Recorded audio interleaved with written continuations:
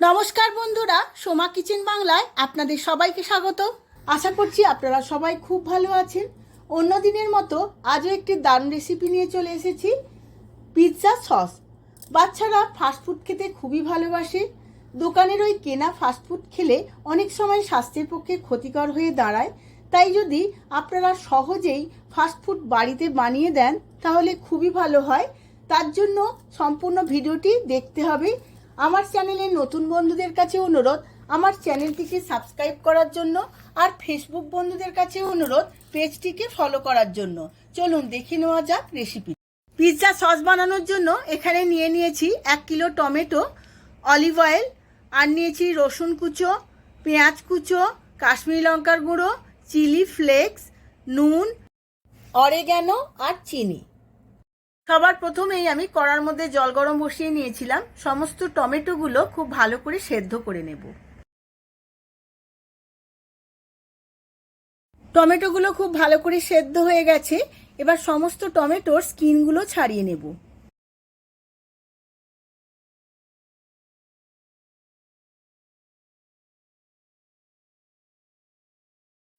সমস্ত টমেটোগুলোর স্কিনটা ছাড়িয়ে নিয়েছি। সমস্ত সেদ্ধ করা টমেটোগুলো একটা মিক্সিতে দিয়ে একটা মিহি পেস্ট বানিয়ে নেব।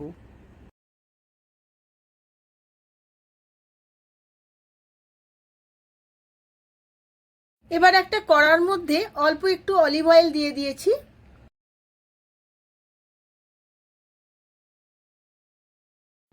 তেলটা খুব ভালো করে গরম হয়ে গেছে। এবার এর মধ্যে দিয়ে দেব রসুনের কিমা 2 চামচ, আর দেব কুচনো পেঁয়াজ। পেঁয়াজ আর রসুনের কিমা খুব ভালো করে ভেজে নেব। পেঁয়াজ আর রসুনটা হালকা ব্রাউন করে ভাজতে হবে। পেঁয়াজ আর রসুনটা হালকা ব্রাউন করে ভাজা হয়ে গেছে। এবার এর মধ্যে দিয়ে দেব টমেটোর পেস্ট।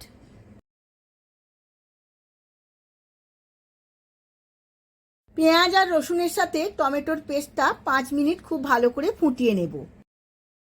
খুব ভালো করে ফুটিয়ে নিয়েছি। এবার দিয়ে দেব স্বাদ মতো নুন, আর দেব 1 চামচ চিনি, আর দিয়ে দেব কাশ্মীরি লঙ্কার গুঁড়ো 1 চামচ, যাতে খুব সুন্দর একটা কালার আসে। এবার সমস্ত কিছু আবারও একবার ভালো করে ফুটিয়ে নেব।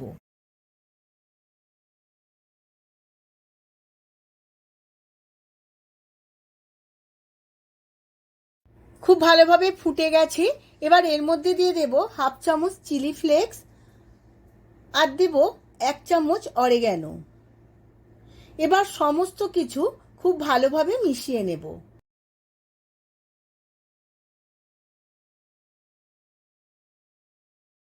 আমার পিৎজা সসটা একদম রেডি হয়ে গেছে।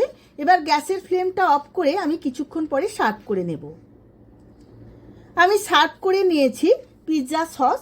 আপনারাও এই একইভাবে বাড়িতে বানিয়ে ফেলুন আর স্টোর করে রেখে দিন অনেক দিন, কারণ যখন তখন পিৎজা বানিয়ে আপনারা সহজেই খেতে পারবেন। ভিডিওটা যদি ভালো লেগে থাকে ভিডিওটিতে প্রচুর লাইক, শেয়ার, কমেন্ট করবেন। আজ তাহলে আসি।